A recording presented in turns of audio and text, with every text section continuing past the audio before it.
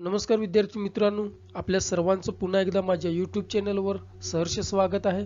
विद्यार्थी मित्रहो, आजच्या व्हिडिओमध्ये आपण इयत्ता 5वी विषय गणित घटक संख्या ज्ञान उपघटक 6 अंकी संख्या ओळख लेखन व वाचन याबद्दलची माहिती आपण या व्हिडिओमध्ये पाहणार आहोत. व्हिडिओ निर्मिती श्री गावित JS सहाय्यक शिक्षक महाराष्ट्र हायस्कूल आत्याळ तालुका गडिंग्लज जिल्हा कोल्हापूर. विद्यार्थी मित्र हो, चला तर आपण काही उदाहरणांच्या द्वारे 6 अंकी संख्यांची आपण ओळख करून घेऊया. त्यानंतर काही उदाहरणांच्या द्वारे आपण 6 अंकी संख्यांचं लेखन आणि वाचन कसं करायचं हे आपण व्हिडिओमध्ये पाहणार आहोत.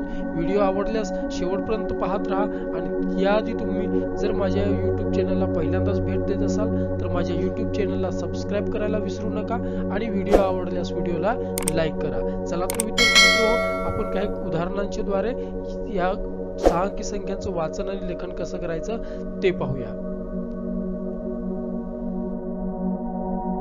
विद्यार्थी मित्र हो, सर्वात आधी आपल्याला 6 अंकी संख्यांची ओळख करून घ्यायची आहे. 6 अंकी संख्यांची ओळख करून घेण्याआधी तुम्हाला एक गोष्ट सांगतो. आपण जेव्हा इयत्ता 3री आणि 4थी मध्ये असताना इयत्ता 4थी मध्ये आपण 5 अंकी संख्यांचं लेखन आणि वाचन आपण केलेलं आहे. 5 अंकी संख्यांचं आपल्याला लेखन करता येते आणि वाचनही करता येते. तर तुमच्या समोर मी काही 5 अंकी संख्या या ठिकाणी ठेवलेल्या आहेत. त्याचं वाचन आपण कशा पद्धतीने करतो बघा.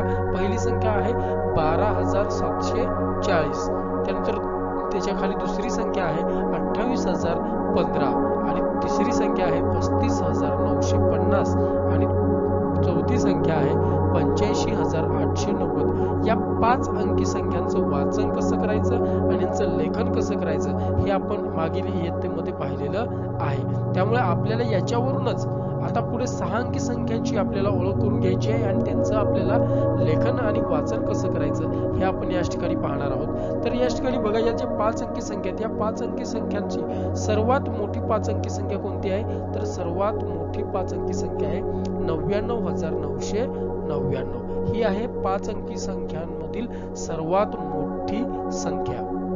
आता या सर्वात मोठ्या 5 अंकी संख्येमध्ये जर आपण 1 मिळवला म्हणजे अधिक 1 केलं आपण त्याच्यामध्ये तर आपल्याला या ठिकाणी एक नवीन 6 अंकी संख्या मिळते. बघा, आपल्याला या ठिकाणी दिसतंय की 6 अंकी एक संख्या आपल्याला मिळालेली आहे आणि ह्या संख्येचं वाचन काय करतो आपण 1 लक्ष किंवा 1 लाख अशा पद्धतीने या 6 अंकी संख्येचं या ठिकाणी लेखन आणि वाचन केलं जाते.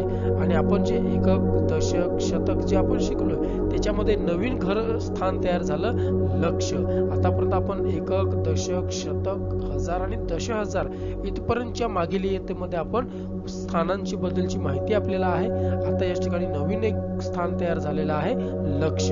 तर या संख्येचं वाचन कसं करायचं 1 लक्ष किंवा 1 लाख असं या संख्येचं वाचन केलं जातंय. ही आहे 6 अंकी संख्या. आता आपल्याला या व्हिडिओमध्ये पुढे या 6 अंकी संख्यांचं वाचन कसं करायचं हे आपण काही उदाहरणांच्या द्वारे आपण पाहणार आहोत. व्हिडिओ शेवटपर्यंत पाहत राहा. व्हिडिओ आवडत असेल तर व्हिडिओला लाईक करा. आपण पुढे काही उदाहरणांच्या द्वारे या 6 अंकी संख्यांचं वाचन कसं करायचं आणि लेखन कसं करायचं हे आपण पाहूया. चला तर आपण पुढे उदाहरणं पाहूया. बघा विद्यार्थी मित्रांनो, पहिल्यांदा आपण 6 अंकी संख्यांचे वाचन पाहूया. पहिलं उदाहरण आहे आपल्या समोर एक 6 अंकी संख्या दिलेली, त्याचं वाचन दिलेलं आहे. बघा, 2,35,705. आता आपल्याला इथे 5 अंकी संख्यांचं वाचन माहित होतं, फक्त त्या ठिकाणी एक स्थान वाढलेलं आहे पुढे 2 आणि जे स्थान आहे लक्ष. त्यामुळे त्या ठिकाणी जो अंक येईल त्याला आपण फक्त लक्ष या स्थानांचं वाचन करायचंय. बाकीचं आपण 5 अंकी संख्यांचं वाचन मागील इयत्तेत शिकलो त्या पद्धतीनेच आपण वाचन करायचंय. मग या ठिकाणी या संख्येचं वाचन कसं झालं 2,35,705. आणि एक दुसरं उदाहरण बघूया आपण याच्यामध्ये.